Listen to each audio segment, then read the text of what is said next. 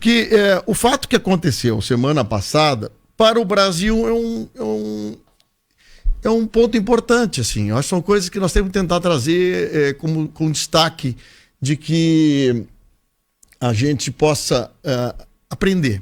Eu acho que tudo que nós estamos fazendo aqui é aprender. E acho que nós vamos passar o ano inteiro aprendendo. O ano inteiro aprendendo sobre algumas coisas.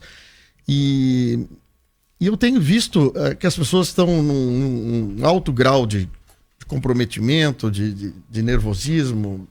Antigamente as coisas eram longe da gente, hoje as coisas estão dentro da casa da gente com problema. Falece um, o outro fica ruim. Um amigo meu de 40 e poucos anos está lá no hospital, foi baixado domingo, um cara super assim, pra frente, pegou. Bom, então tá todo mundo tenso com isso. E eu quero trazer a doutora Eliane Scherer aqui para nós conversarmos sobre as coisas que aconteceram, sobre as coisas positivas, negativas, e vamos tentar fazer no final da entrevista, tentar puxar um depoimento dela, da sensação dela durante todo esse período e hoje para frente. Hoje é 24 de março de 2018. Programa que tem o oferecimento de bairro planejado Pires 1, localização privilegiada, terrenos com 250 metros quadrados, em fase de pré-lançamento. Marco Pires Imóveis, ligue 3692-1369.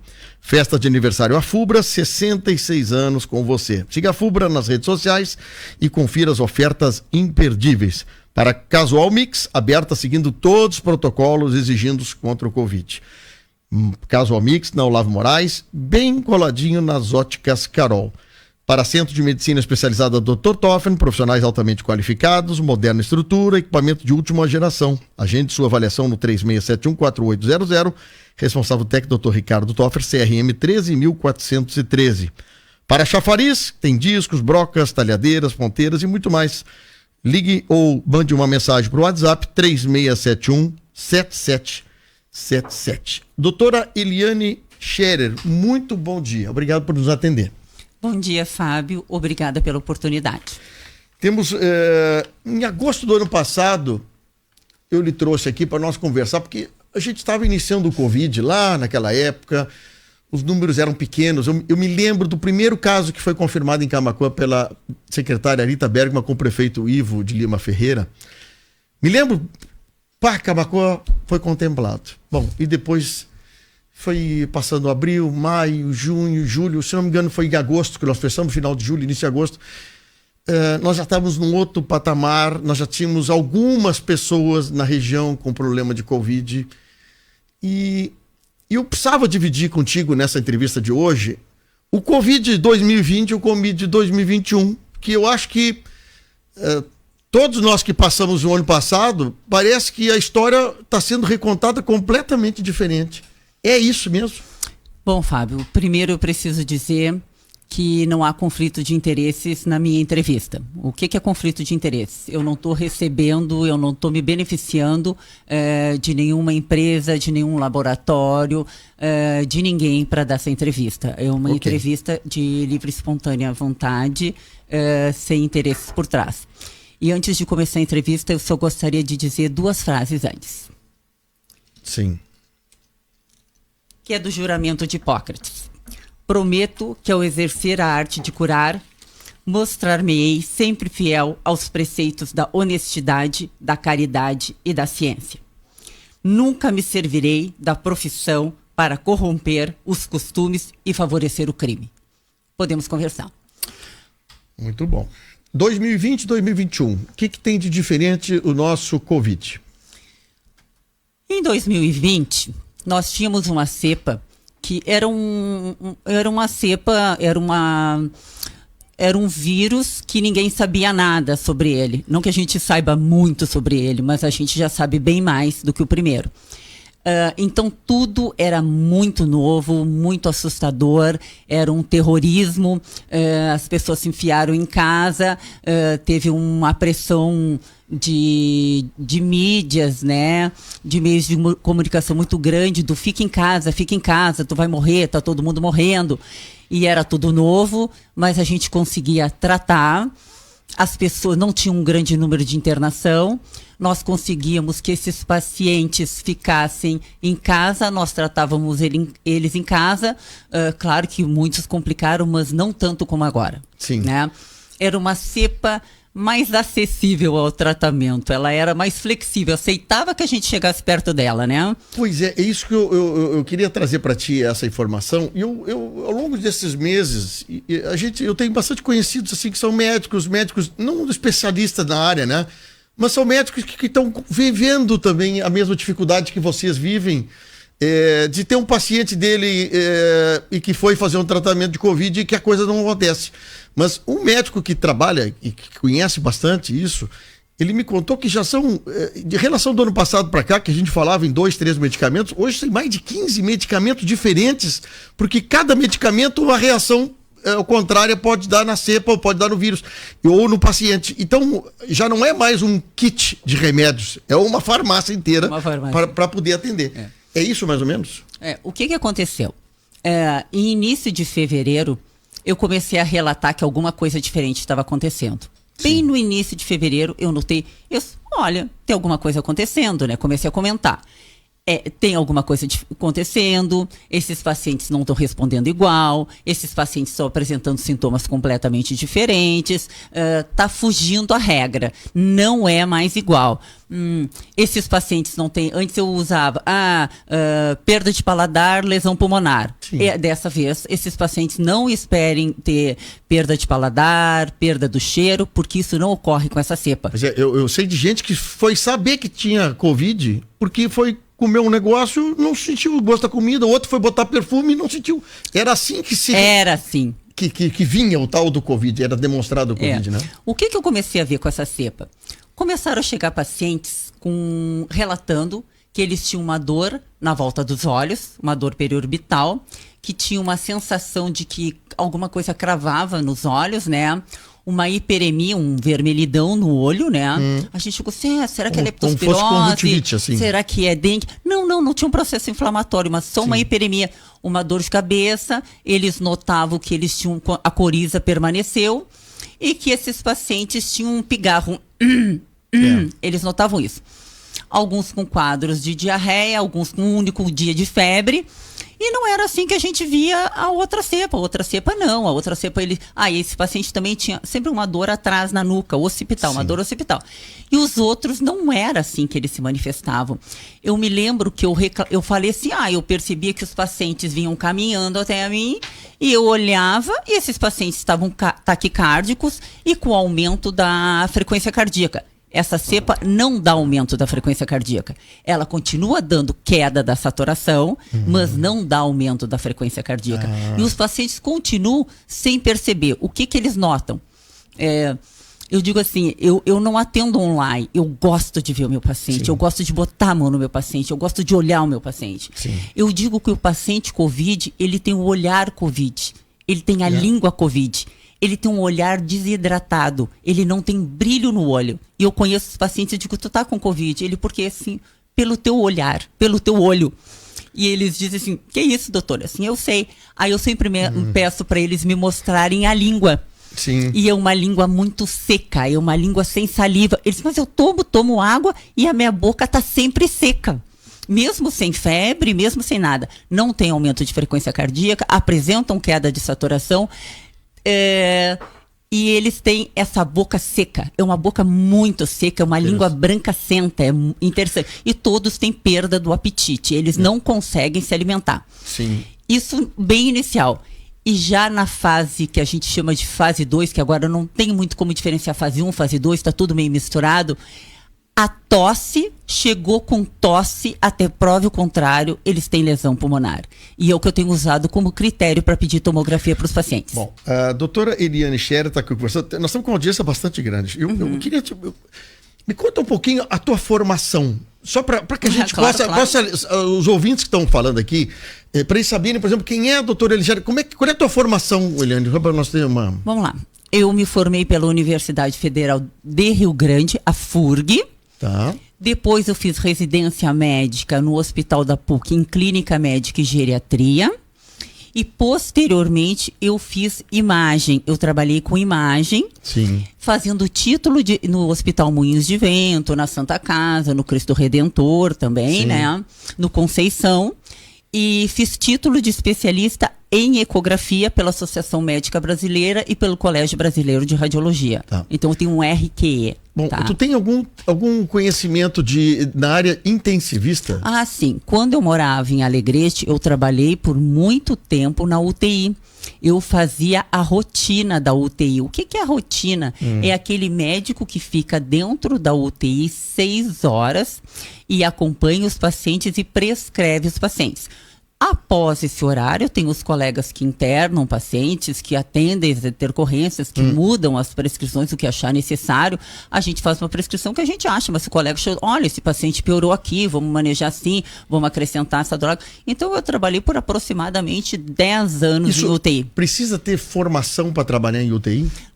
Não precisa ter formação. Precisa de alguém que seja responsável pela UTI, precisa de alguém que tenha título de especialista ou residência médica em intensivismo. Certo.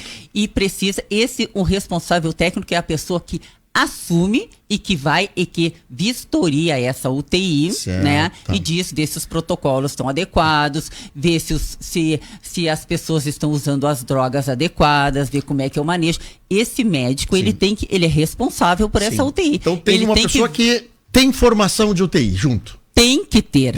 Esse é o correto. Tá. Não estou dizendo que isso seja aplicado Sim. em todas as UTIs, mas isso é o que é preconizado. Não, é só para a pessoa entender que esses ambientes são diferentes de atendimento e são pessoas treinadas diferentemente para o negócio. Nós estamos falando de uma... Assim, ó, Fábio, por exemplo, eu quando fazia residência na PUC, eu tinha que ficar lá nas quartas-feiras. Então, eu dormia no hospital e eu tinha que atender as intercorrências que aconteciam na unidade de geriatria. Como eu sempre fui muito curiosa, eu era rato de hospital, eu acabava fazendo plantão voluntário dentro da unidade da UTI geral, tá? Porque tinha unidade coronariana e tinha unidade de cirurgia cardíaca, né? E tinha unidade da UTI geral. Então eu acompanhava todas as quartas-feiras o doutor Burato, voluntariamente. Sim. Ou o doutor Moacir. Então eu gostava, eu voluntariamente ia para lá e somando dividia. conhecimento. Com certeza, Bom, né? é só para o pessoal ter uma ideia com o perfil de médico que eu estou conversando aqui, fazendo essa entrevista. Isso é Sim. importantíssimo a gente saber, assim... A experiência de vocês, médicos, de cada formação, é muito legal isso. Daqui a pouco tem uma pessoa que tem uma formação, muito conhecimento, uma determinada base, e hoje trabalha em outra área, mas é importante isso aí. Deixa eu perguntar para ti o seguinte. Então, falamos sobre o Covid 2020, 2021, encontros como, eventos como carnaval, final de ano, carnaval, praia. Tu acha que isso potencializou essa demanda agora de hospitalização, essas coisas? Não? Olha só, Fábio, o que eu vou dizer? Que fim de novembro ali, nós já estávamos bem mais tranquilo com os casos de Covid. Que quando teve as eleições, as campanhas eleitorais, foi um horror, foi um desastre o que aconteceu. A liberação para fazer campanha para prefeito foi um estrago. Abriu a porteira e não segurou mais a boiada. Porque até então, por que para fazer campanha a gente podia abrir loja, a gente podia circular, os bandeirola podiam sacudir as bandeirinhas sem máscara, as pessoas não estavam, né? Tinha ônibus indo pro interior, tinha um monte de comitês aí lotado de gente. Eu atendi horrores de gente que trabalhou em campanha, que pegou Covid, né? Eu acho que essas pessoas também podem dizer assim, ó, eu tive Covid e ela me tratou, olha, o pessoal pode mandar para cá, pro Fábio, né? Então, o que aconteceu? Aí, ali ficou altíssimo, que a gente não tinha mais onde botar. Teve um dia que estava a UTI lotada, a internação lotada, e nós tínhamos 5 pacientes. E tem uma pessoa conhecida que deve estar escutando, né? E eu acho que até ele tem um programa de rádio que chegou no dia de Natal. Nós tínhamos muito paciente mal e ele chegou muito mal e disse, olha, tu tem que internar, tu tá muito mal. Eu disse, não, eu não posso internar isso aí, a gente não tem onde te internar mesmo, né? Aí eu disse assim pra ele, olha, eu entro em férias dia 27.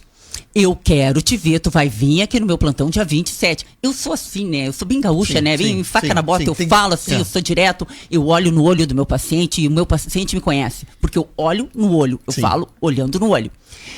E aí eu disse pra ele, eu quero te ver, tu vai fazer isso, isso e isso, e tu vai fazer fisioterapia. Porque não existe, não é o médico que trata o Covid, é um conjunto. Eu preciso do técnico de enfermagem, eu preciso do enfermeiro, eu preciso do fisioterapeuta, eu preciso do motorista, eu preciso do pessoal da higienização, eu preciso da portaria que faz ficha. A gente é um grupo, é multidisciplinar, é um conjunto. Eu não sou Deus, eu não faço nada sozinho, eu não sou nada sozinho, é um grupo.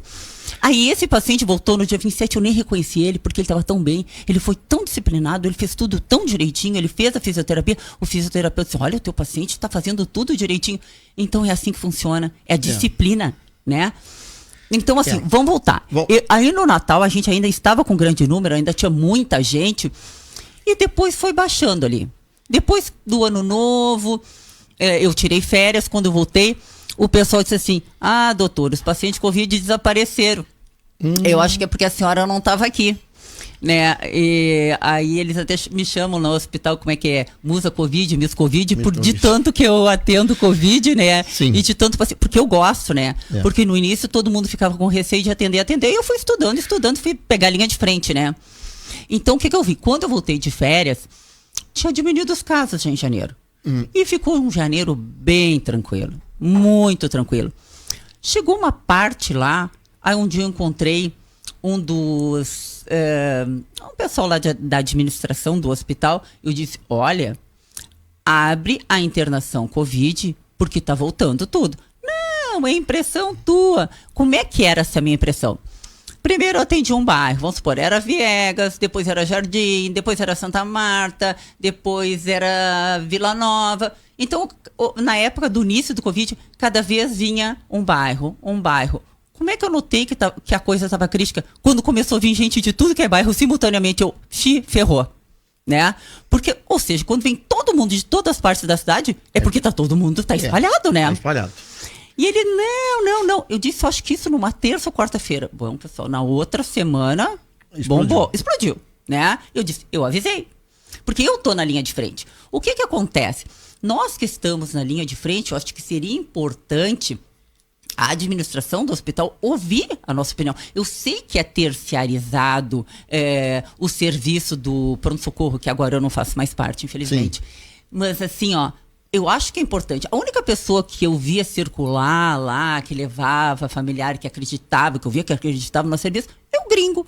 Eu vi o gringo lá. Eu vi o gringo se importar com o que acontecia lá. O resto da administração, eu nunca vi eles por lá. Mas, de repente, no meu horário que não aparecia, né? Sim. Bom, então o carnaval, outro motivo de explosão de Covid? Não foi o carnaval. Não foi o carnaval. Porque antes do carnaval, já estava esse grande número, essa cepa nova, que aí depois eu comecei a ler, estudar o que está acontecendo, e a gente tem um grupo grande do Brasil, tenho vários colegas que trabalham com vídeo. Pessoal, está acontecendo alguma coisa diferente, as manifestações clínicas são diferentes, nós temos uma cepa nova, não é possível, tem alguma coisa diferente, é muito mais grave, é muito mais rápida, não tem aquela, o paciente cientista, não, já está tudo emendado, no 5º dia o paciente está cheio de lesão pulmonar. Muito rápido. E são pacientes jovens. Então, assim, uma coisa que eu notei é que pacientes, dessa vez, pacientes com problemas de tireoide, eu tô pegando muita gente que tem doenças de tireoide que estão tendo Covid. É uma coisa que eu observei, porque eu sempre pergunto, quais as doenças que tu tem, né? Sim. Eu pergunto sempre, quais as patologias que tu tem, vou anotando nas fichinhas dos pacientes. Tu vê que tireoide... Tudo. Eu vi que muitos, eu tenho problema de tireoide, eu tomo remédio de tireoide. Porque eu não sei. Aí o grupo está dizendo, é verdade. Vários estão comentando que pacientes com problemas de tireoide estão tendo Covid. Porque eu não sei. Essa resposta eu não tenho. Eliane, vamos fazer em alguns blocos diferentes, porque eu tenho compromisso comercial aqui. Sim. Mas a Valesca vai me acenando quando nós precisarmos fazer. Já podemos fazer agora um rápido intervalito, então, só para nós acertar. Mas eu queria te perguntar o seguinte, nós tivemos um momento da entrevista passada, e foi uma entrevista que deu uma repercussão gigante na cidade. Estou falando lá de julho e agosto do ano passado. Sim. Que tu falasse algumas coisas que aquilo parece que já foi um divisor de águas. Como um profissional de dentro do hospital, trouxe uma coisa tão franca, tanta informação pra gente, e a gente de fora, que nós somos leigos, a gente não fica sabendo disso, mas tu falou muitas coisas de que teria que ser daqui a pouco reorganizado aquele setor ou setores ou a forma de proceder e também reorganizar a questão da população. Então, depois do bloco, nós vamos falar um pouquinho sobre esse assunto. Já já nós voltamos. Estou com a doutora Eliane Scherer, médica que semana passada conversou conosco e ano passado conversou conosco, em setembro. Depois, semana passada, deu essa conversa que nós fizemos com o vereador Dalvi, lá de Dom Feliciano, e a consequência foi a demissão dela do plantão Covid aqui de Camaquã, e a repercussão com ligações aí de ministros e presidente da República para ela e para nós, e nós estamos tentando desdobrar esse assunto aqui para poder, Eliane, trazer mais à luz algumas informações. E a nossa intenção hoje é que a entrevista seja uma entrevista esclarecedora, procurando entender um pouco mais o processo interno e a repercussão disso fora do hospital. A senhora deu uma entrevista para mim há uns meses atrás, e a senhora falou a respeito de um problema sério que havia circulação do vírus dentro do hospital. A senhora colocou algumas coisas sobre a preparação do município, preparação da cidade, do hospital para o Covid, que as coisas nós não estávamos preparados para tudo isso que aconteceu, e isso repercutiu.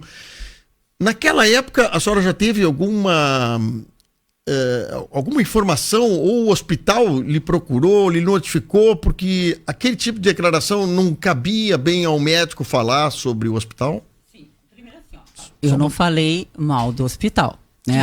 Eu só falei que todo mundo estava contaminado, porque assim, não tem como tu saber quem é o paciente, como era tudo muito novo, não existia agora, por exemplo, tem um teste rápido que tu faz e o paciente só sobe com teste rápido. Se esse teste rápido dá positivo, o paciente já vai ficar isolado, mas até então não existia o swab antígeno, né, que dá rapidinho, é um teste que leva no máximo 1 hora, para dizer se o paciente tem Covid ou não. Então ficou uma maneira mais fácil do hospital organizar e de proteger os seus funcionários, né? Porque os funcionários, eles foram contaminados por pacientes que também não sabiam o que tinham, né? Sim, exato. Então não foi uma coisa assim, o hospital é uma bagunça, o hospital... Não. Eu acho que eles foram vítimas, os funcionários foram vítimas, como todo mundo, em outros hospitais também aconteceu isso, do bloco cirúrgico, de anestesistas, de médicos. Ontem mesmo eu perdi uma colega, né, que ela era plantonista, trabalhava no HPS, eu trabalhei com ela na PUC, né, uma pessoa assim que eu gostava muito, ela faleceu de Covid, né. Então dói. Eu tive colegas de faculdade também que faleceram de Covid, muita gente conhecida, muitos conhecidos, né. Então assim, o que aconteceu já naquela época? Eu acho que no outro dia já eu recebi da empresa terceirizada uma comunicação que tinha vindo por parte da administração do hospital, que queria o meu afastamento. O que eu achava disso? Eu disse, olha, eu não fiz nada errado. Eu tentei falar com o diretor de controladoria, dizia assim para ele, olha, eu mandei várias mensagens para ele, eu ainda até tenho elas no celular.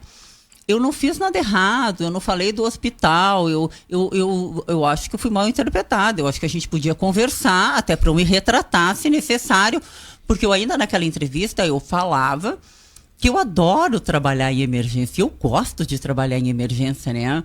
Tanto que eu tenho os cursos de ATLS, que é de trauma avançado, o ACLS, que é de cardiologia, o FAST, que é de imagem para te fazer ecografia no paciente grave. Então, eu gosto disso. Eu tentei entrar para o SAMU como médica do SAMU, que eu gosto de atender o paciente grave. É meu perfil trabalhar com paciente grave, porque tu tem que agir rápido e eu tenho esse perfil de tomar decisão rápida. Sim.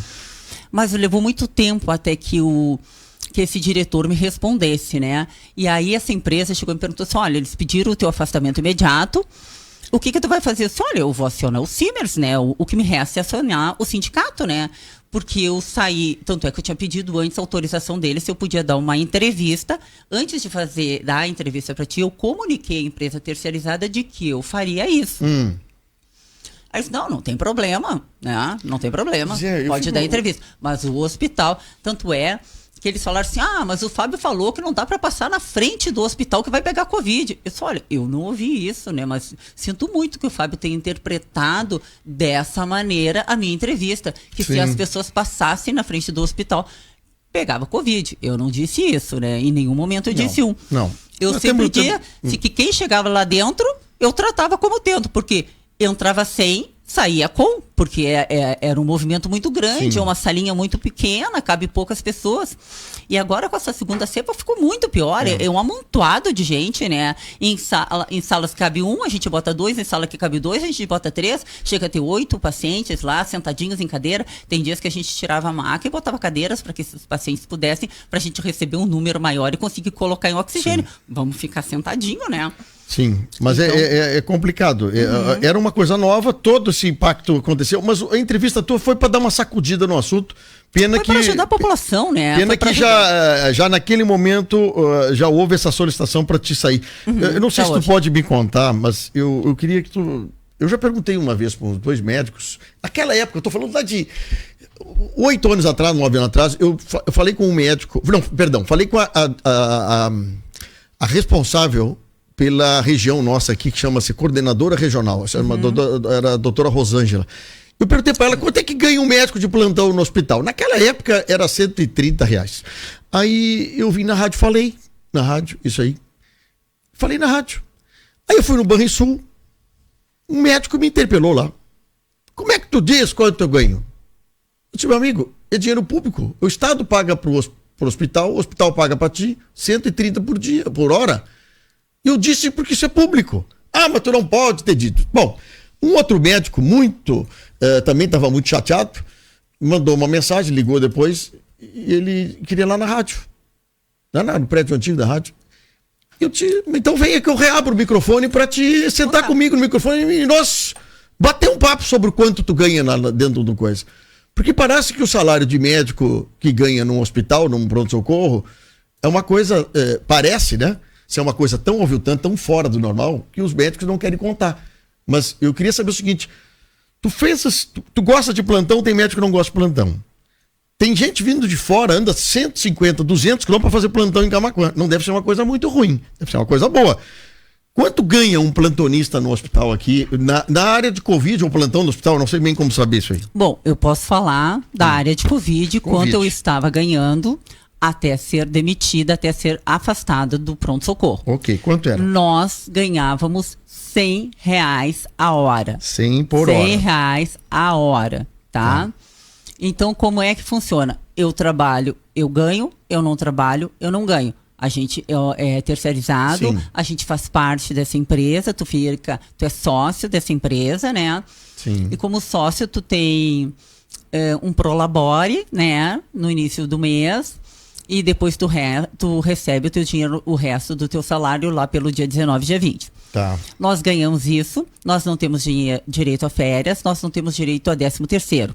Ok. Se eu pegar Covid, no caso, quando eu trabalhava lá, se eu pegasse Covid, eu ficaria doente, se eu tivesse que ir para uma UTI, ficaria numa UTI e eu não receberia absolutamente nada. Mesmo tu cumprindo a função de atendimento Covid, tu pegando Covid, tu não teria um acompanhamento... Respaldo financeiro, nenhum. Eu vou contar uma história, assim, uma parte dessa história que posteriormente eu vou contar mais detalhe dela. Eu tenho uma colega que fazia plantão comigo, ela chegou na véspera, no dia 9, na terça-feira, né? Dia 10 foi a quarta-feira, né? E ela chegou no meu plantão com queda de saturação, com taquipneia, com aumento da frequência cardíaca, e aquilo assim acabou comigo. Aquela terça-feira de noite para mim foi uma tragédia, uma das. E essa colega estava grávida de 32 semanas, né? E ela continua internada na UTI, na Santa Casa, em Porto Alegre, e a gente não recebe, né?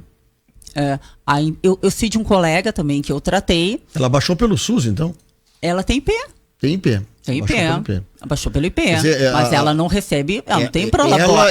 Ela não está produzindo, ela não está ganhando, sim, né? Então a família que daqui a pouco o sustento do profissional era plantão de UTI, acaba a família... Plantão de pronto-socorro. Não acaba não recebendo. O que eu sei de outro colega que também pegou Covid, que a empresa manteve os ganhos dele para a família, né? Porque ele não precisou ir para intubação, não precisou ir para ventilação mecânica, que não é o caso dessa colega, e que posteriormente, quando ele teve alta, ele pagou, teve que trabalhar dobrado e várias vezes para conseguir pagar esse dinheiro que a empresa ficou pagando, né? Okay. Quer dizer, foi um adiantamento. Mas é uma relação que tu, quando entrou, tu sabia disso. Sim, então sim, tá bem sim, claro. Bem claro. Não há nenhuma Não, diferença aí. Nenhuma. O R$100 por hora, sendo de dia ou sendo de noite, é o mesmo valor? É o mesmo valor. Mesmo valor. Algumas vezes em feriados a gente ganha mais. Tá. Algumas vezes. Vamos para o assunto que traz a nossa conversa aqui. Eu fiz um apanhado de coisas. Vamos agora para o lado do dia quinta-feira passada, quando houve... o dia que houve a nebulização aqui dentro do Hospital Nossa Senhora Aparecida. Eu sei por alguns amigos que há vários grupos de médicos especialistas que se conversam no Brasil. Um deles é o nosso, inclusive já entrevistei aqui o Dr. Horta Barbosa, que profissionais da área que estão pesquisando sobre o que está acontecendo no Covid, que tipo de tratamento está sendo feito no Covid, parará. É uma coisa, toda semana parece que vem coisa nova para esses grupos. Sim, eu faço parte desse grupo. Isso, a senhora tomou uma decisão... Nossa UTI, desde o dia 16 de fevereiro, ela está 100%, pelo número que eu olhei ontem. Sim. Então, quer dizer... Ela está mais que 100%, porque agora abriram leitos extras, por isso que a gente diz, capacidade de 105%, 110%, 120%, porque eles tiveram que dar um jeito de colocar mais camas dentro da UTI, por isso que a gente diz que ultrapassou os 100%. Bom, aí, a senhora, como é que chegou esse momento da senhora decidir em aplicar um método novo no Pedro e no Dalvi? Por que a senhora tomou essa decisão? O que aconteceu foi assim. Na segunda-feira, dia 8, só confere as datas para mim, 8, 9 e 10. Eu acho que 8 foi segunda-feira, 9, terça. Isso, 8 segunda, 8 segunda. Então, assim, na terça-feira de manhã, eu soube que a nossa colega, que estava grávida, ela estava com Covid. E que estava com 50% do pulmão comprometido. E tinha um paciente, assim, que eu gosto de todos os meus pacientes, eu acabo me envolvendo muito. Tem um colega meu que disse assim, não dá pra ti ser só médico ao invés de ser só amigo. Por que tu não faz só o que tem que fazer? Por que tu tem que te envolver se o cara tem dinheiro pra comprar medicação, se a família não vai faltar comida? Por que tu tem que dividir o teu lanche com os pacientes? Por que de noite tu vai lá e dá metade da tua comida pros familiares? Os caras dão horas aqui dentro. Claro que a cozinha, quando a gente pede um iogurte, alguma coisa, eles dão. Mas eu tô ali com um pacote de bolacha. Custa dar uma bolacha pra alguém e para de te envolver emocionalmente com os pacientes. Não faz isso. Mas eu sou assim, bom, voltando. Vamos lá. Aí, na terça-feira de tarde, eu tinha plantão, pegava o plantão na terça-feira. Sim, terça. Às 19h30 e sairia na quarta-feira às 19h30. Eu faria 24 horas, tá? Invertida. Que seria de noite e manhã, né? Sim. Aí eu tomei a decisão, eu já sabia da nebulização com hidroxicloroquina. E eu só não tinha feito ainda, mas eu já tinha lido os protocolos, a gente já tinha dividido muito no Grupo Brasil, todo mundo contando quem já fez, quem não fez. São vários grupos, o Grupo Brasil, o Grupo Rio Grande do Sul e assim vai. Sim. Aí eu tomei a decisão, e assim, olha, vou levar, mandei fazer essas cápsulas, e disse assim, vou levar. Vou usar nesse paciente que, quando eu cheguei no plantão, ele já tinha falecido, né? É um paciente assim que eu gostava muito dele. E eu até gravei um áudio da família, acho que na véspera dele falecer, e eu mostrei para ele, e ele começou a chorar, ele estava sentado, e ele pegou e deitou assim na minha barriga, eu fazia carinho na cabeça dele enquanto ele ouvia o áudio da família, assim, né? Mas tudo bem. Aí levei para ele, eu digo, se essa colega aparecer no meu plantão, eu vou nebulizar ela, eu não vou deixar ela morrer. E aí, fui trabalhar. Peguei, antes de ir pra lá, passei na farmácia, peguei essas cápsulas e levei. E acabei deixando na bolsa, porque quando cheguei no plantão eu já soube que esse paciente tinha falecido e eu já nem lembrei mais das cápsulas. Comecei a trabalhar normal, atender os pacientes, Covid, internação, fazendo as internações, tudo. Eu preciso falar uma coisa antes, tá? Pode ser. Antes de abrir essa internação Covid, que abriram agora, acho que umas 2 semanas, antes, quem atendia as intercorrências de dentro do hospital, as intercorrências clínicas, as paradas, as arritmias, tudo era o médico do pronto-socorro. várias vezes os pacientes estavam lá, doutora, tem uma parada lá no bloco B. Lá eu subia correndo. Os plantonistas do pronto-socorro subiam para ajudar. Subia, atendi. Agora, de 2 semanas, eles aumentaram a internação Covid e colocaram médicos de plantão. Já existiam os hospitalistas que ficavam dentro do hospital, e também agora teve outros médicos que não eram habituados aqui no hospital a fazer isso e que também fizeram plantão esse fim de semana, né? Que eles não trabalhavam na internação. Bom, aí continuando. Aí o que aconteceu? Aí eu tô fazendo, daqui a pouco, quem chega? A colega. Essa moça grávida de 32 semanas, ela com 32 anos. E aquilo me bateu um pânico e eu liguei para um amigo meu da PUC e disse assim para ele, não, tu vai conseguir um leito para mim, pelo amor de Deus, ela tem 32 anos, ela tá grávida, ela fazia plantão comigo, eu não posso ver ela mal, eu preciso. Eu vou na direção do hospital e vou tentar, de noite isso. Aí chegou a obstetra dela e disse, o que a gente podia fazer? Eu conheço alguém do Fêmea, eu vou tentar com Fêmea. Mas o Fêmea não tem UTI neonatal. E era assim, nem a PUC tem os, claro. Como é que eu vou mandar ela para um hospital que não tem UTI neonatal? Porque esse bebê, se precisar ser tirado, tem que ter uma UTI neonatal para cuidar desse bebê, né? Uma UTI adulto para mãe e uma UTI neonatal. E aí eu comecei. Isso, né? E foi Santa Maria, aí foi Passo Fundo, e eu fiquei a metade do plantão. Atendi a paciente e eu sei que teve um médico de Passo Fundo, acho que ele conversou comigo até as 4 da manhã. Ele disse, eu prometo pra ti, eu tô viajando, eu chego amanhã, eu vou conseguir pra ti, eu vou conseguir pra tua colega. Aí eu pedi pro pessoal da Santa Casa e fui pedindo pra Divina, pra tudo, todo mundo. Foi uma saga. E assim, aí conseguiram que ela subisse pra obstetrícia. Ela ficou no leito da obstetrícia para ficarem controlando os batimentos fetais aqui em Camaquã. E aí, de manhã, essa colega piorou e ela acabou indo para UTI. Já não tinha leito nenhum, mas de manhã conseguiram um leito para ela. UTI em Camaquã. Aí até porque tinha um outro colega nosso também que estava internado, que também, um colega traumatologista, que também não tinha leito para ele. A nossa UTI estava lotada. Sim.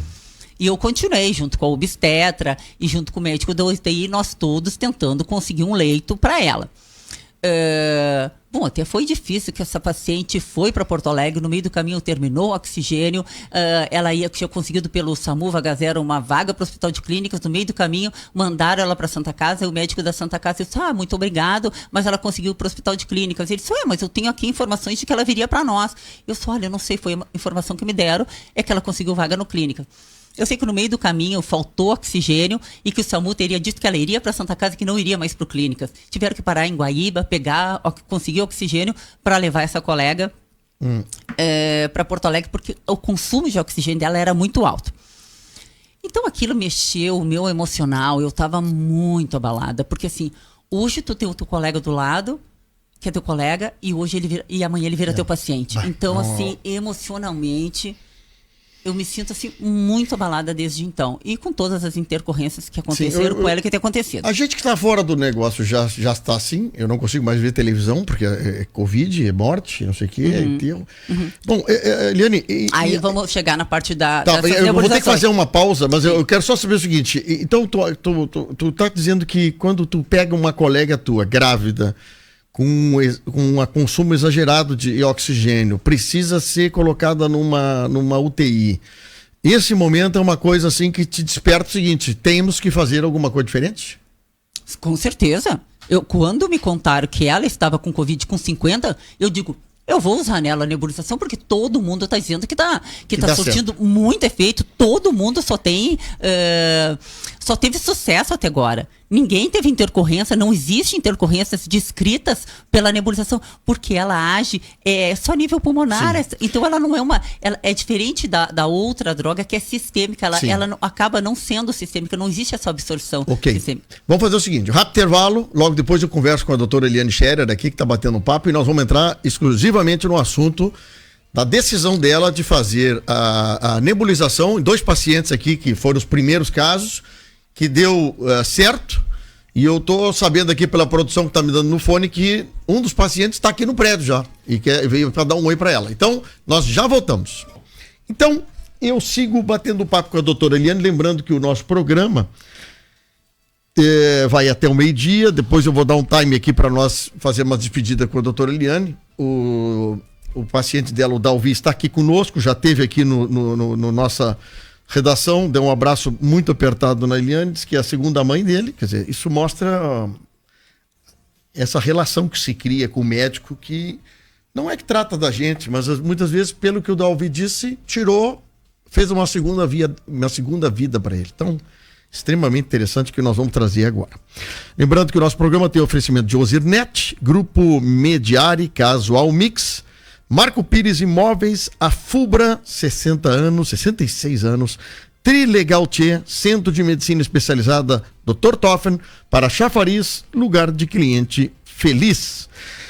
Doutora Eliane, no final do bloco a senhora está falando que quando a senhora viu, a senhora soube que uma colega sua de 32 anos, grávida de 32 semanas, estava com Covid e que poderia passar pela sua mão no plantão Covid aqui do Hospital Nossa Senhora Aparecida, a senhora tomou uma decisão de dizer o seguinte, pelo que eu entendi: se caso essa minha colega passar por mim, eu vou produzir um processo novo, vou entrar com um processo novo, porque eu quero fazer a diferença na vida dessa pessoa.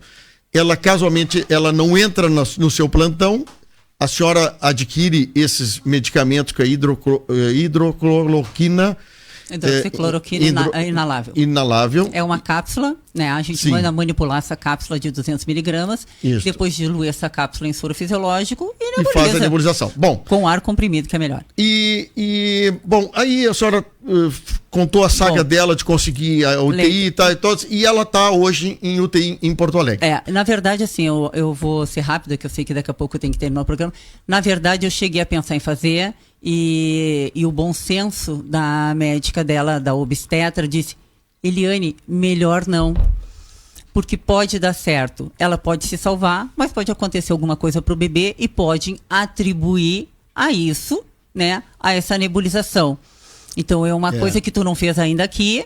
Eu acho melhor não. E eu acho que ela estava certa. Eu sou ainda paciente, bem, porque eu estava muito no emocional e não no racional. Sim, cada paciente é um caso, né? Sim, cada paciente é um caso. A tua colega, 32 anos, saudável, jovem, daqui a pouco pega o seu Pedro, pega o Dalvi, que é completamente estruturas diferentes, de pessoa, de comorbidade, essas coisas. Bom, Aí que entra o seu Pedro. Aí vamos lá, eu quero falar do Pedro agora. O seu Pedro foi o primeiro. O seu Pedro estava desde a noite anterior, eu até não pude dar muita atenção ao seu Pedro e tinha mais outros pacientes lá, porque eu fiquei muito tempo envolvida com a transferência dessa colega, né? E isso eu tenho vários médicos do Rio Grande do Sul e hospitais do Rio Grande do Sul que podem testemunhar, e eu tenho as conversas também.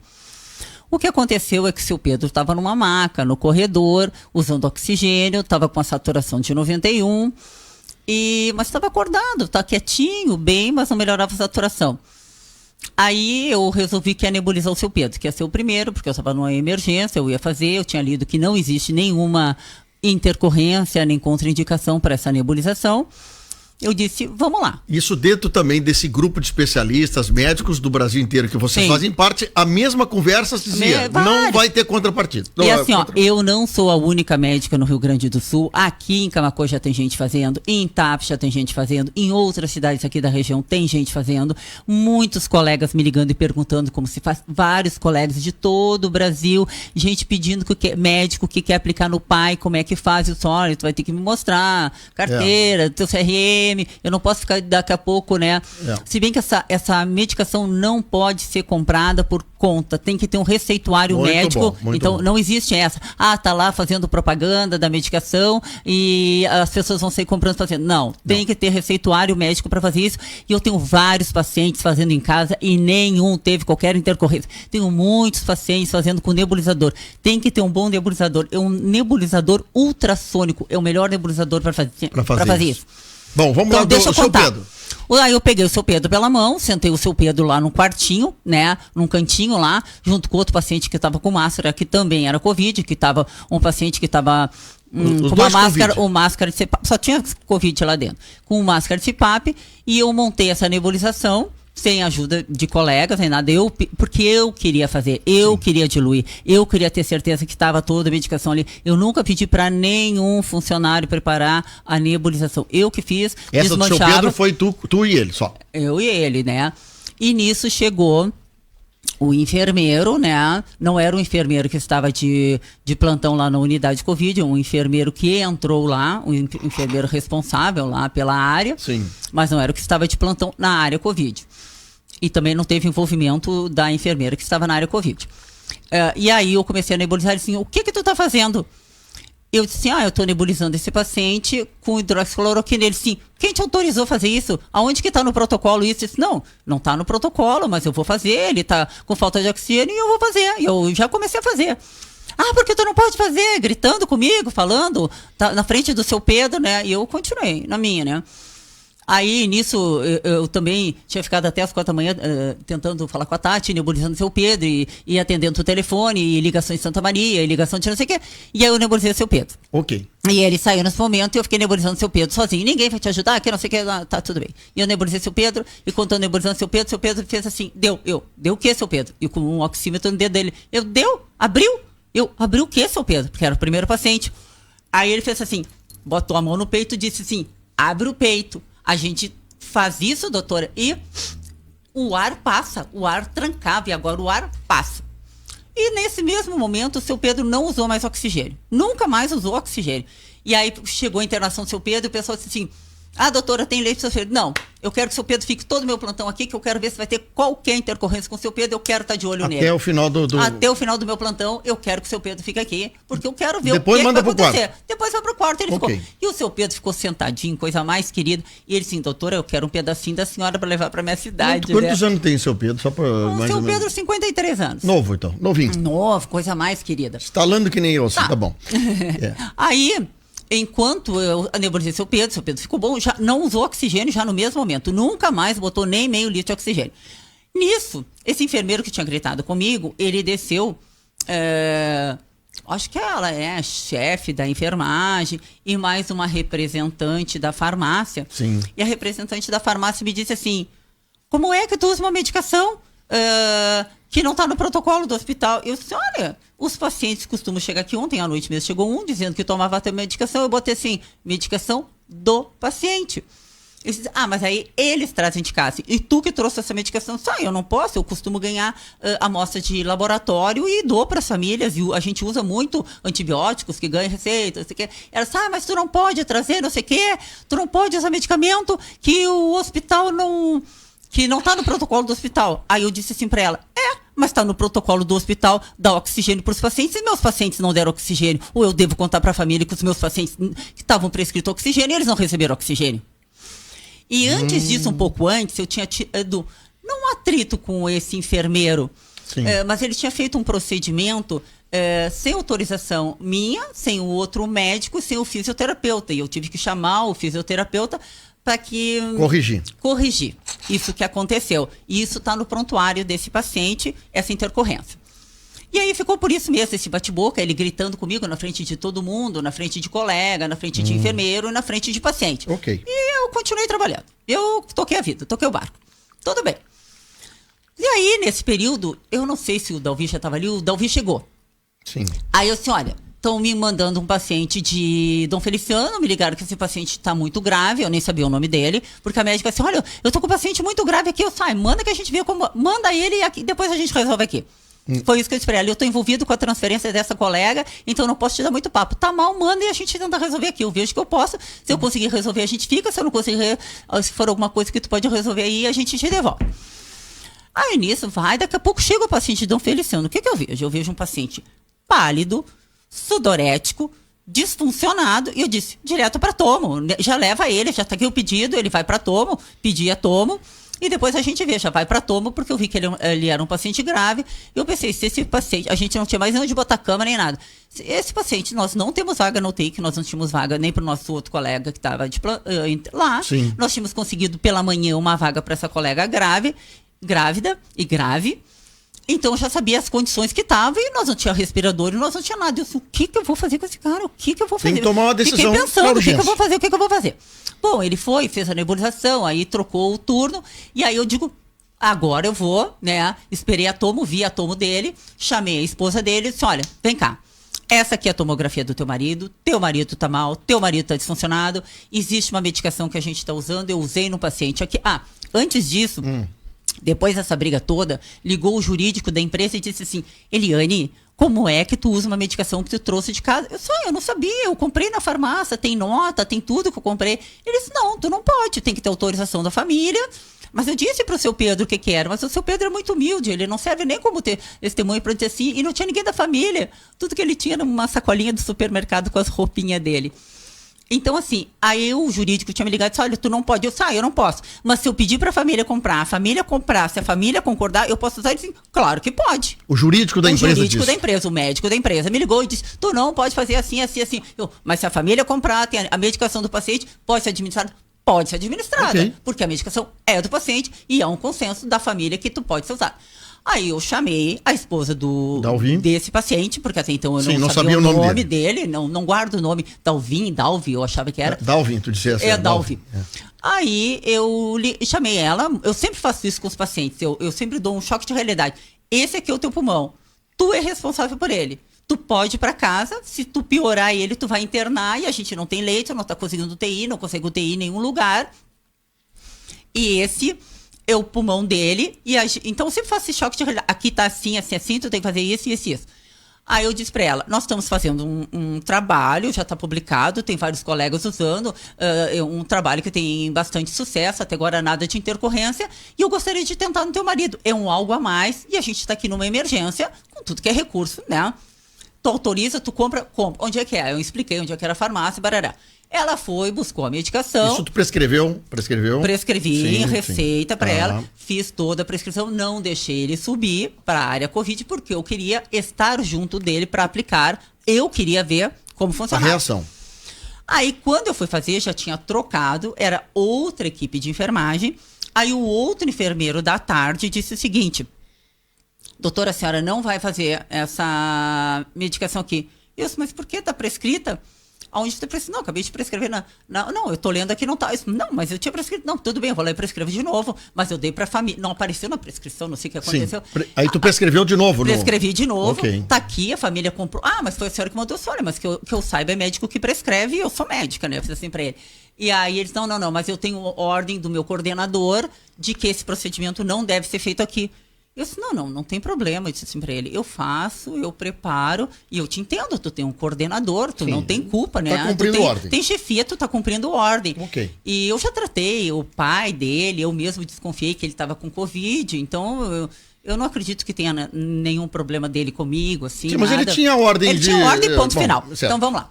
Aí eu tive que fazer tudo sozinha. Eu peguei, o Dalvi estava deitado numa maca de lado, né, com a cabeça olhando pro nada. Eu digo que nem aquela canto alegretense, né? Eu vou virar minha cabeça para os pagos, né? Então Sim. Então vou virar minha cabeça, tem uma parte da música, né? Então, assim, eu peguei o Dalvi, que é um cara muito alto, né? Eu sabia. Eu perguntei assim, ele estava de pé descalço: cadê o teu chinelo? Ele assim: acho que ficou na ambulância. Aí eu tirei a máscara, peguei ele, segurei o soro, peguei o Dalvi, ele daquele tamanho, eu desse tamanho, e levei o Dalvi e pedi assim pro seu Pedro: seu Pedro, dá licença, o senhor sai daí, senta numa cadeirinha, que eu vou nebulizar o outro, vou fazer o procedimento que eu fiz no senhor com o outro. Eu preparei, diluí a cápsula, botei no Dalvi, e o Dalvi me disse a mesma coisa que o seu Pedro. Abriu. Abriu o quê? Eles sempre dizem: abriu aqui. É como se houvesse, como se trancasse. Uma obstrução entre o pulmão espasmo, alguma coisa acontece. Eu não sei explicar o que acontece.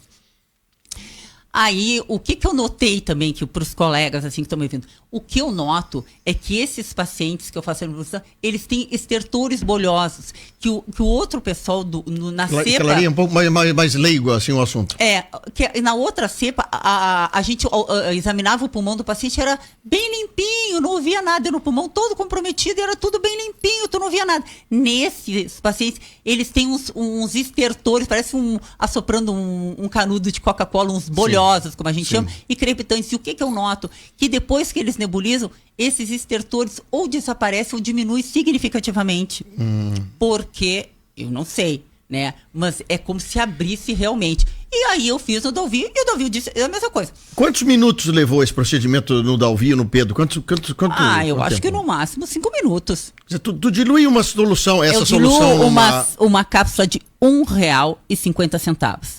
Esse foi o preço gasto para salvar a vida do Pedro E esse foi o preço gasto para salvar a vida do Dalvi. E tu tirou ele da emergência e colocou no quarto. Aí eu devolvi ele para a maca que ele estava. Quando ele foi subir, as gurias botaram o oxímetro e não acreditaram, porque o oximetria estava lá em cima. E pegaram outro aparelho, pegaram outro oxímetro e marcando lá em cima. Viu como funciona? Eu disse assim para ela. As colegas do hospital viram o que estava acontecendo. Sim, Okay. As colegas, a equipe, né? A equipe de enfermagem, técnicos. E eles disseram, doutora, a gente nunca disse que não funcionava, a gente só tem ordem que não é para fazer aqui. Não, eu tranquila. Quem tá mandando um abraço para ti aqui é o Lenir Duarte, conhece? ele tá fora, tá no outro estado, tá lá em Florianópolis e tá ouvindo o teu depoimento, tá? Então só para saber que ele passou pela tua mão também. Sim, e ele diz a mesma coisa, abre. O peito abre, em questão de segundos o peito abre. Bom, e o Lenir também foi a mesma coisa. Agora eu vou ter que ir pro final. O pessoal tá aqui, tá muita participação, mas eu agora tenho que fazer o grande final. 2 pacientes nesse local onde tu estava, depois outros pacientes em ambientes particulares, tu fez esse tratamento. Tem mais 2 internados que eu fiz também. Tá. Teve um caso de Dom Feliciano, não vou dar o nome dele aqui, que ele chegou lá, vocês fizeram uma nebulização e ele teve uma melhora no dia anterior. No outro dia, ele praticamente mudou o quadro dele. Veio ao óbito. Por que alguma coisa assim, nesse caso, pode não ter dado certo? Ou havia outros comprometimentos na pessoa? Porque cada caso é um caso, né? Eu sei de quem está falando. Sim. Eu mesmo liguei para a família, eu mesmo contei para eles o que tinha acontecido. Eu nebulizei esse paciente, eu gravei uma vídeo chamada, fez um vídeo, Fiz um vídeo com ele para a família. Ele conversou com a família, pediu roupa, que estava precisando disso, daquilo. Eu saí do hospital muito tempo depois da nebulização. Ele já estava dormindo, saturando 95, e esse paciente ele tirava a máscara, ele tirou a máscara para jantar, que tinha que comer, e a saturação dele caía bastante, né? Eu até tinha deixado exames solicitados para ele para outro dia, eletro, enzimas, tudo. E quando eu cheguei cedo da manhã, um colega ligou dizendo que o meu paciente não estava bem. Aí eu me arrumei, fui para o hospital e cheguei lá, o quadro era outro paciente, era outro quadro. Sim. Ele apresentava um quadro bem grave e o colega disse, olha, nós tivemos uma paciente ontem de 41 anos que chegou com óculos nasal, nem estava com essa máscara, que esse paciente a gente tirava a máscara e ele desaturava, né? Sim. E aí até no dia ele disse assim para mim, vamos fazer de novo que eu me senti muito bem, eu respiro melhor. Eu disse não, porque eu não gosto de fazer com oxigênio, eu gosto de fazer com ar comprimido, que eu acho que o ar comprimido ele tem mais força, empurra a partícula, né?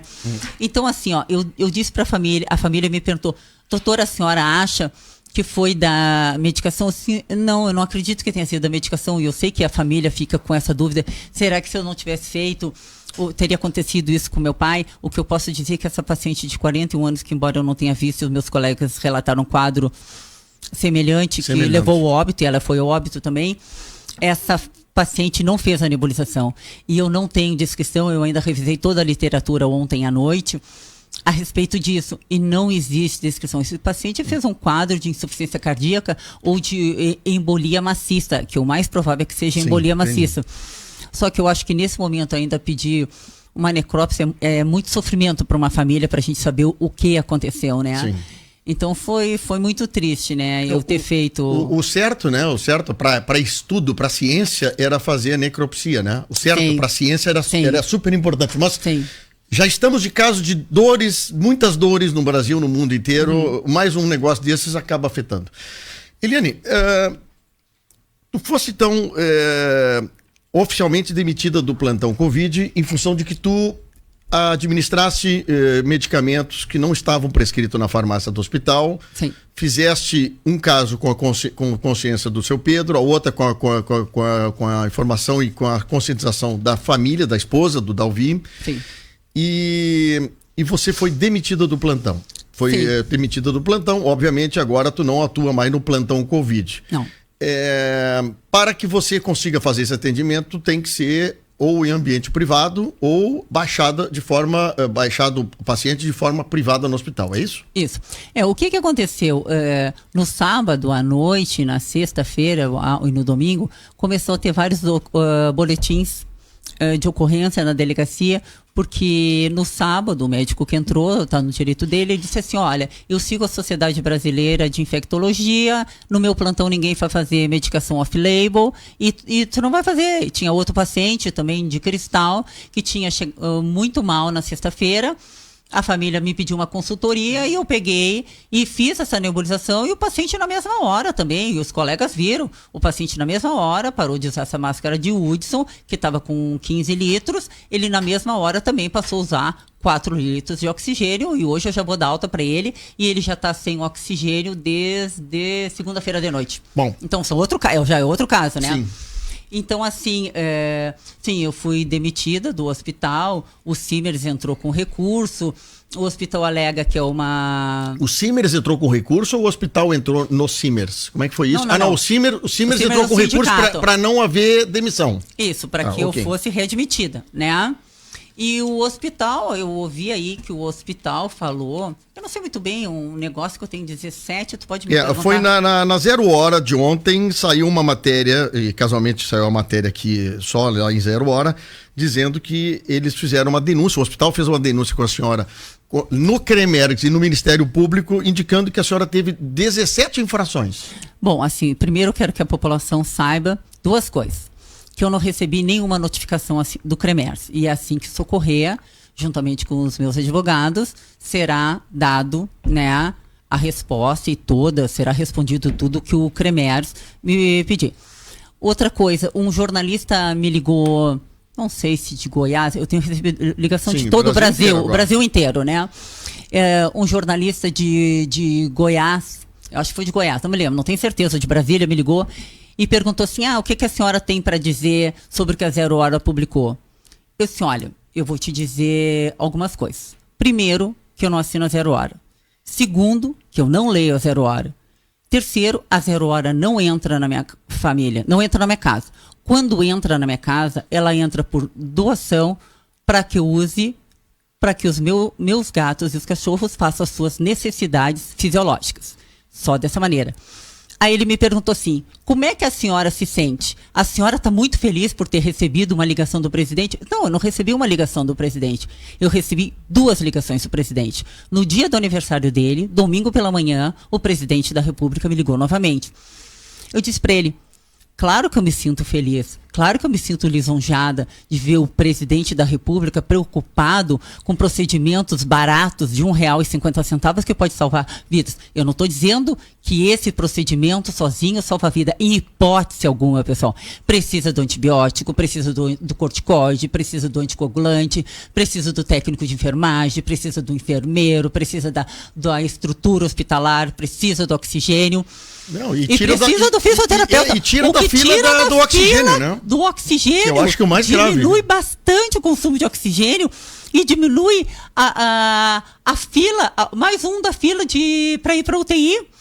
Então eu disse assim para ele, eu vou dizer para vocês, o que tu acha que eu me sinto mais feliz de ter recebido a ligação do presidente da República, ou eu me sinto mais triste de não estar podendo ajudar pessoas, salvar a vida de pessoas, tá? E não poder estar exercendo a minha profissão. Sim, que tu tem que é salvar, apaixonada. Que eu sou apaixonada e as pessoas de Camaquã sabem, eu podia ter atendido elas no consultório. Teve gente que é proprietário de empresa, teve gente com boas condições financeiras que preferiram ficar até 3 horas, 4 horas na fila esperando o meu atendimento. Eu nunca passei ninguém na frente. Os que eu passava, os que eu já sabia, já estão tratando, vamos ver, vão pedir os exames. Mas eu nunca dei preferência para ninguém. Todos foram tratados igualmente. Às vezes os funcionários dizem assim, doutora, os colegas estão atendendo só ficha azul, a senhora também vai atender ficha azul? Eu disse, olha, o detalhe é o seguinte, eu atendo todas as urgências. Se não tiver ninguém para atender, pode fazer a ficha. Eu tô aqui para trabalhar e tô aqui para ajudar. Porque o pessoal tá indo para a UPA e eles se queixam para mim que eles estão recebendo dipirona e paracetamol. E às vezes a zitromicina. E pior, antes na outra pandemia, digo, porque nós estamos noutra pandemia, nós já estamos na 2ª pandemia. Muito pior que uma vez eu liguei para o chefe dos plantonistas da UPA e pedi, por favor, pede para os colegas, para os plantonistas, não prescreverem corticoide para os pacientes nos primeiros 5 dias. Isso causa um dano, isso faz com que os pacientes evoluam para intubação, para UTI, a gente não tem. Eles dizem, olha, mas a hidroxicloroquina, ela não é consenso de que ela funcione, ela não é provada cientificamente. Eu disse para ele, não estou pedindo que eles prescrevam hidroxicloroquina. Estou pedindo que eles não prescrevam corticoide. Não pode ser usado corticoide nos primeiros dias, nem na outra cepa e nem nessa.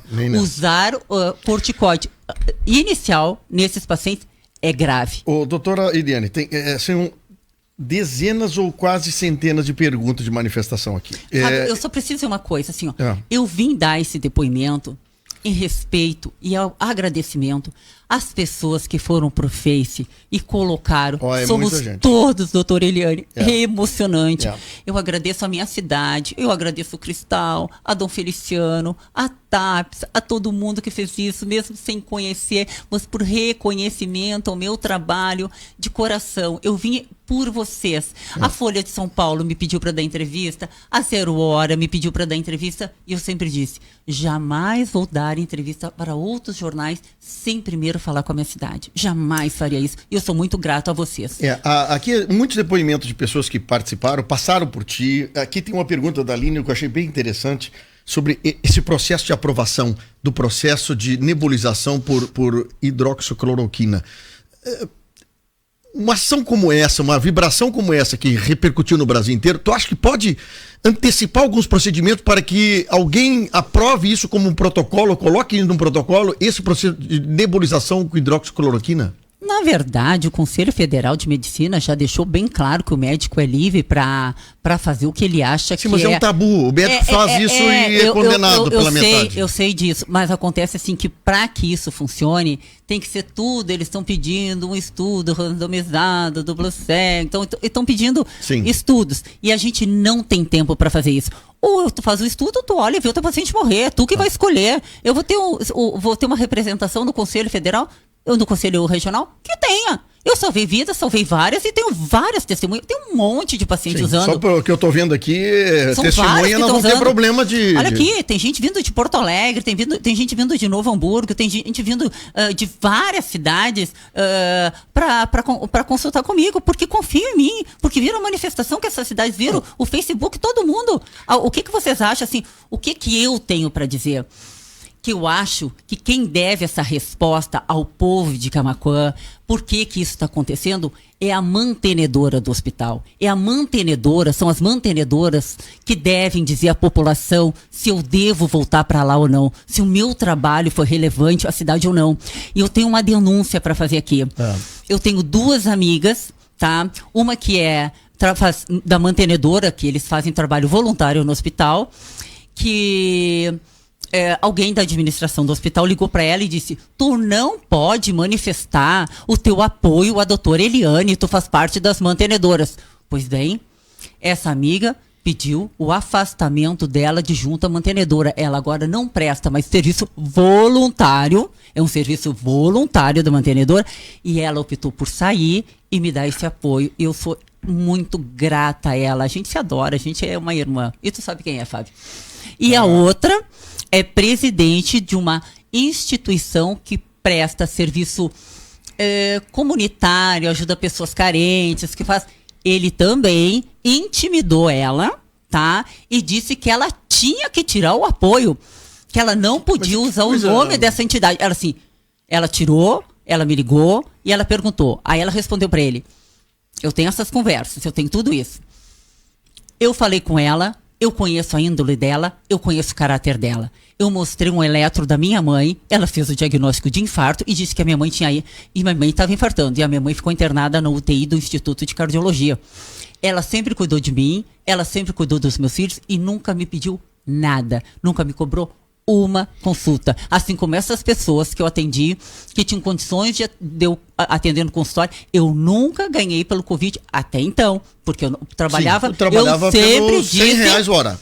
que eu iria atender todos no hospital que podiam ir lá. Só para o pessoal tá perguntando quem é mantenedoras do Hospital Nossa Senhora Aparecida. É a Associação Comercial e Industrial de Camaquã, a Câmara de Vereadores de Camaquã, Conselho Municipal de Saúde de Camaquã, Conselho Municipal da Defesa Civil, Fundasul, Lions Clube Camaquã, Lions Clube Universitário, Prefeitura Municipal de Camaquã, Rotary Clube Camaquã Norte, Sindicato dos Trabalhadores Rurais de Camaquã, Sindicato Rural de Camaquã, Loja Maçônica Flores Belo Neto 121, Loja Maçônica Vanguarda, Rotary Clube Camaquã e Sociedade Médica de Camaquã. Essas são as mantenedoras do Hospital Nossa Senhora Aparecida que deverão se manifestar ou não junto à direção do hospital. Então eu acho que a cidade de Camaquã, cidades vizinhas, que cobrem da mantenedora. Ela merece trabalhar Mas tu no tem hospital? interesse de voltar para lá se te convidasse? Olha, Fábio, eu tenho várias propostas de emprego, várias, né? Me ligaram de vários lugares do Brasil perguntando se eu queria emprego, né? Várias, é uma coisa inacreditável. E eu disse, inclusive, para o ministro Onyx Lorenzoni, ele sim, tu tá precisando de emprego? Eu disse para ele assim, não, porque eu recebi propostas aqui da região e a região também tem Covid. Então não adianta eu ir para outro lugar ajudar a atender Covid. A região aqui está precisando de alguém que saiba sobre Covid para a gente tentar manter um protocolo, manter um tratamento mais efetivo, mais rápido, não esperar esses pacientes evoluírem para uma forma tão grave que precisa ficar sempre na dependência do Hospital de Camaquã. Eu até conversei com alguns que eu disse assim, olha, quem sabe não está na hora da gente reativar o Hospital de Dom Feliciano, reativar o Hospital de Tapes, para que pacientes com sintomas intermediários que não sejam tão graves sejam tratados nesse hospital, para que não sobrecarreguem. Quem sabe não está na hora de ver que existem, olha, por exemplo, Sentinela, Cerro Grande, todo mundo poderia ser tratado em Tapes. Tem outra pessoa assim que eu também atendi, que eu tenho certeza também que está do meu lado, que foi feito, que é de Sertão Santana, uma pessoa de Sertão Santana muito importante. Eliane, aqui, pelo que eu estou vendo aqui, todo mundo está se manifestando, ou no meu WhatsApp, ou na página, publicamente ali, tá bem transparente, assim, tá bem transparente a quantidade de gente que você conseguiu atender sem esse procedimento, mas atendeu no plantão, o pessoal viu o jeito que tu atende, e me pergunta o seguinte, quanto é que custou a hidrocloroquina? Quanto custa uma cápsula? R$1,50. Quanto custa o ar comprimido por 5 minutos, será? Olha, Fábio, o que eu tenho para dizer é que esses dias estava uma paciente de Dom Feliciano, que eu fiquei até meia-noite no hospital, levou quase 2 horas para ela conseguir nebulizar, eu queria que ela nebulizasse com ar comprimido, que eu queria que ela fosse bem para lá, né, que ela não tinha nebulizador em casa, a gente não sabia se ela conseguia. O hospital cobrou R$85 para que ela pudesse fazer essa nebulização. R$85 foi o preço. E ela fez com ar comprimido, não fez com oxigênio. R$85 para fazer uma nebulização. Isso. Bom, quase o preço desse nebulizador, que ele custa, acho que R$135, R$140. Então a doutora Eliane não atenderá, não está estendendo no pronto-socorro, esse procedimento provavelmente só poderá ser feito de forma particular. Fábio, eu preciso de uma explicação aqui que me perguntaram. Pois não. O que colocaram assim, que 2 pacientes, os 2 de TAPS, por coincidência, tinham pedido na justiça que sim. eu fizesse esse procedimento nos familiares. Uma era filha e irmã, e outra era filha desses pacientes. O que aí Sim, entraram na justiça. Entraram na justiça e o juiz disse que era um direito da família tentar. Como é que numa hora de desespero tu não vai tentar? Sim. Né? É. Não com essas palavras, mas todos os outros argumentos que ele usou. E o que aconteceu? Quando eu fui para essa reunião, o hospital pediu que 8 horas da noite todos nós estivéssemos. Aí veio o pessoal de TAPS, veio o pessoal do Cristal, e assim foi, veio toda a família. E aí eles falaram assim que eu teria que assumir integralmente esses pacientes. Que eu seria responsável pela alimentação, pela prescrição, pelas intercorrências. Aí eu disse assim, que os colegas não queriam que eu fizesse a nebulização e que desse as costas e fosse embora. Eu disse assim, olha, fica humanamente impossível eu atender esses pacientes que estão em ventilação mecânica, porque esses pacientes precisam de um olhar contínuo, precisam de um olhar 24 horas. E eu não tenho como ficar 24 horas, porque as pessoas têm que saber que esse pessoal que entrou na justiça, eu não estava recebendo nada, não receberia nada, nenhuma remuneração. Porque tu estava já demitida. Eu já estava demitida, esses pacientes internados, eles internam via SUS, tá? E que o SUS, a responsável pela administração disse que eles já pagam um médico para fazer isso e que não poderiam me pagar. Eu disse, não, em nenhum momento. Eu já disse para a justiça que eu faria a nebulização de maneira gratuita, que eu iria até lá. Mas eu não tinha condições de ficar dentro do hospital atendendo 2 pacientes muito graves. Pois é, mas um site aqui disse que a senhora abandonou os pacientes. Nunca. Não, e jogou isso num público grande da cidade agora? Não. Os familiares... Como é que a pessoa afirma que a senhora abandona o negócio porque não entende que... Se a senhora não pode ficar 24 horas dentro do negócio, porque a senhora tem o seu consultório, a sua vida paralela, é como o seguinte, ou tu assume tudo... Ou não acontece nada. Ou tu não faz o procedimento. Mas assim, essas famílias, esses 2 pacientes já faleceram, né? Esses 2 pacientes de TABs, né? Um tinha 41 anos, e a outra, acho que 62. Eu vi esses pacientes, eu examinava esses pacientes, mas eu não prescrevia, eu não mexia, eu não fiz, né? Um deles eu até acabei fazendo a nebulização e depois eu fui proibida pelo outro médico e disse que no plantão dele não seria. Mas eu acho que as famílias, eu sempre deixo para as famílias se manifestar. O presidente Bolsonaro, ele me pergunta assim, por que tu não dá depoimento? Por que tu não vai para a imprensa falar? Assim, porque eu quero que as famílias contem o que aconteceu. Não adianta eu falar, eu fiz isso, aconteceu isso. Eu acho que é importante o depoimento desses pacientes, eles é que tem que contar. Agora tem mais outro. Ou a família, né? Mas os pacientes que sentiram, agora tem mais outro que também vai dar o depoimento, e tem outros de Dom Feliciano que eu fiz, tem vários pacientes que eu fiz, e eu sempre peço, vocês deem o depoimento de vocês. Ai, doutora, o que a gente... Eu vi o outro lado, né? Porque eu vi a sua posição é uma coisa... Agora, o silêncio brutal do outro lado que eu me assusto. Me assusta. E as pessoas estão se manifestando aqui, né? Mas eu vou deixar que as pessoas tirem as conclusões sozinhas. Eu não vou me meter, porque semana passada eu me meti de falar um negócio e acabei me criando um problema, um estresse por uma coisa que não era para ter falado. Assim, eu falei errado. Mas eu digo o seguinte, perdeu-se a oportunidade de salvar mais gente. Eu acho que isso, né? Quer dizer, quem decide pela demissão da senhora... Quem decide por fazer um tratamento a custo barato, zero, que custa, com uma cerveja tu salva 10 pessoas, essas pessoas que vão ter que, sobre os seus ombros, ter que carregar o fardo. Que a senhora fez o que tinha que fazer, o que achava que tinha que fazer. Que fica na consciência deles. Eu sabe que ontem à noite eu recebi um negócio, eu até queria perguntar se é verdade. Eu não tive tempo, ó. Como é que é? Que o Hospital de Camacô deve 30 milhões em tributos federais. Ou salvamos vidas ou pagamos a conta, que foi o presidente do hospital que disse, né? Então eu fico pensando assim, será que a gente não teria oportunidade? A gente está vivendo um momento político, mais uma vez. Eu tenho outra coisa, né? Quando o presidente, ele disse assim, o ministro Onyx Lorenzoni, ele me disse assim, esse remédio, não sei o que, isso, olha... Eu vou ser bem sincera, eu até preferia que o presidente nem falasse muito, porque daqui a pouco vão politizar novamente. Não, já politizaram.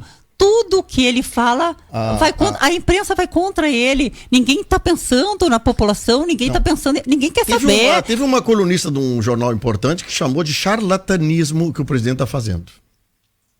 Negócio importante. Olha, você sabe que esse nome é um negócio extremamente grave, né? Uma coisa... lembrei. Sabe que Newton, quando ele era estudante, ele também teve a peste bubônica e a escola dele entrou em greve. E ele teve que ir para casa, ele já morava com a avó dele e que ele viu, foi o que fala sobre a lei da gravidade. E ele também foi chamado de tudo, né? De maluco, de doido, Sim. de tudo. E mais tarde se provou que ele estava certo. Só que assim, a gente está perdendo vida. Se as pessoas querem ficar... O papel aceita tudo, que escreva tudo, né? Mas eles não são médicos, eles não salvam vida, eles não sabem olhar o paciente, eles não sabem ver o sentimento das pessoas, o desespero dessas famílias. Não tem sentimento. Eu quero que quem está na linha de frente, vem eles para a linha de frente, fica um dia, que liberem para eles assistirem uma emergência Covid e ver o que acontece lá dentro. Tá faltando sangue nas veias. Tá faltando isso. Eliane Scherer, médica demitida aí do nosso pronto-socorro do Covid aqui de Camaquã, deu um depoimento super importante para mim, muito franco, tranquilo, é isso que eu queria, que nós trouxéssemos à luz algumas informações.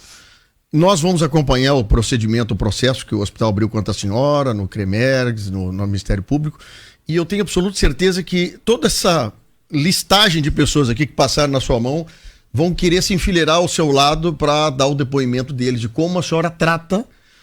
E tenho absoluta certeza que muitos enfermeiros, técnicos, pessoas que estão dentro dos hospitais, dentro do hospital ou dentro de outras casas, muita gente que é favorável a esses procedimentos de alternativa numa época de crise.